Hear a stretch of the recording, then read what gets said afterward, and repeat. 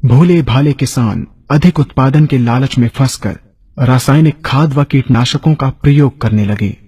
बैलों की जगह ट्रैक्टर से जुताई होने लगी। शुरुआत में कम रासायनिक खादों के प्रयोग से अधिक उत्पादन हुआ। धीरे धीरे रासायनिक खादों के प्रयोग के कारण भूमि की उर्वरा शक्ति क्षीण होने लगी, जिसकी वजह से उत्पादन घटने लगा तथा फसलें कमजोर होने लगी।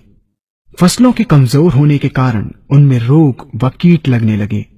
रोग व कीटों से फसल की सुरक्षा के लिए और अधिक कीटनाशकों का प्रयोग होने लगा।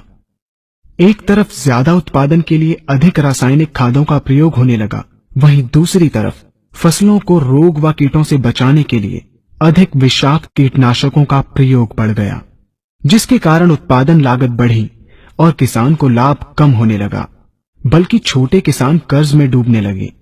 धीरे धीरे भूमि की उर्वरा शक्ति क्षीण होने से भूमि बंजर होने लगी।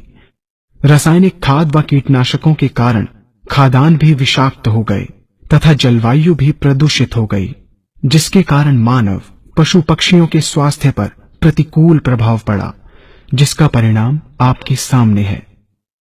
मानव स्वास्थ्य पर रासायनिक खादों के पड़ने वाले प्रभाव को आप ऐसे समझें।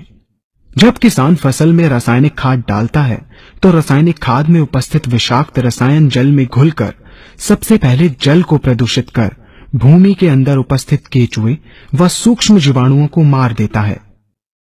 ये बात सभी किसान अच्छी तरह से जानते हैं कि केचुए व अन्य सूक्ष्म जीवाणु भूमि की उर्वरा शक्ति को बढ़ाने के लिए अति आवश्यक होते हैं। विषाक्त रसायन के कारण इनकी मृत्यु हो जाने से भूमि की उर्वरा शक्ति नष्ट हो जाती है तथा भूमि कठोर होकर बंजर होने लगती है। रासायनिक खादों के विषाक्त रसायन पानी के माध्यम से अन्य खनिजों के साथ फसल के अंदर पहुंचकर फसलों को विषाक्त बना देते हैं।